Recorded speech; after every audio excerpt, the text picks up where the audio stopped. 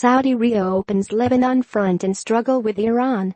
Beirut, Reuters. Saudi Arabia has opened a new front in its regional proxy war with Iran, threatening Tehran's powerful ally Hezbollah and its home country Lebanon to try to regain the upper hand.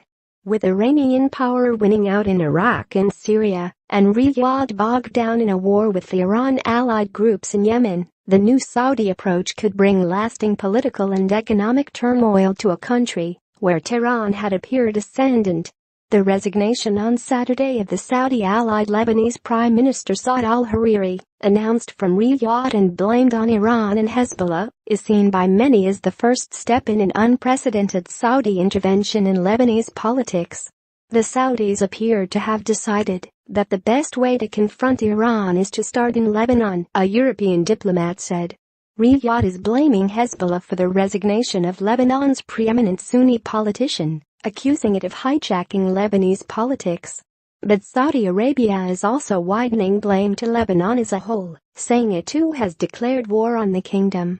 A Saudi minister has made the near impossible demand that Lebanese act against a group that is a major part of Lebanon's political fabric and far more powerful than the weak state, with a guerrilla army that outguns the national military. Coinciding with a major anti-corruption purge of top Saudis, Hariri's shock announcement has given rise to suggestions from Hezbollah and others that his Saudi business interests had embroiled him in the probe, and he was forced to resigning. Saudi Arabia and Hariri's allies deny that, and assertions that Hariri is under house arrest. They say his hand was forced by Hezbollah interventions in Arab countries in service of Iran.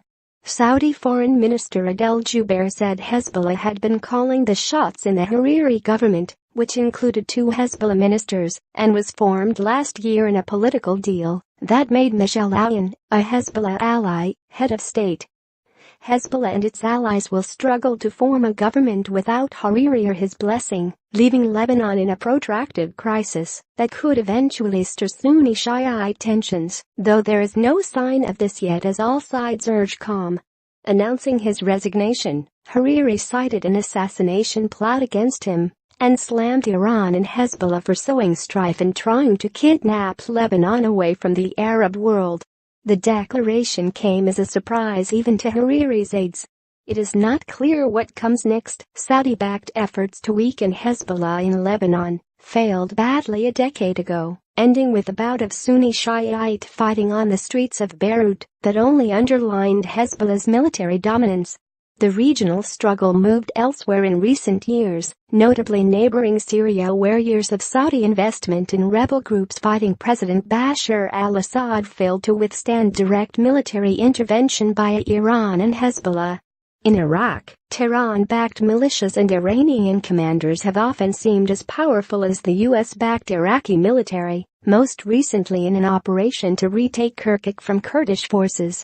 So emboldened was Iran, the top Iranian official Ali Akbar Velayati trumpeted his regional alliance's success from Beirut last Friday, declaring victories in Iraq, Syria, and Lebanon. His statement to the media after a meeting with Hariri was seen as a major provocation to regional Sunni powerhouse Saudi Arabia. Hariri left for Saudi Arabia immediately afterwards, canceling previously scheduled engagements and catching even his closest advisors off guard the next day with the declaration first broadcast by Saudi-owned media. The regional standoff flared in the Gulf hours later, with Iran-allied groups firing a ballistic missile at Riyadh from Yemen. Saudi Arabia says it was launched by Hezbollah. Hezbollah has not responded to the accusation. Neither Hezbollah nor the Lebanese government responded on Tuesday to the Saudi accusation, voiced by Gulf Affairs Minister Thamer al-Sabhin, a top aide to Crown Prince Mohammed bin Salman, that both Lebanon and Hezbollah had declared war. The Lebanese government will be dealt with as a government declaring war on Saudi Arabia, and all Lebanese must realize these dangers and work to resolve the issues before we reach the point of no return, he said in an interview with Al Arabiya TV. Crown Prince Mohammed told Reuters last month the war in Yemen would continue to prevent the Iran-allied Houthi movement from becoming another Hezbollah at Saudi's border. Hezbollah was established by Iran's Revolutionary Guards in 1982 to fight Israeli troops in Lebanon.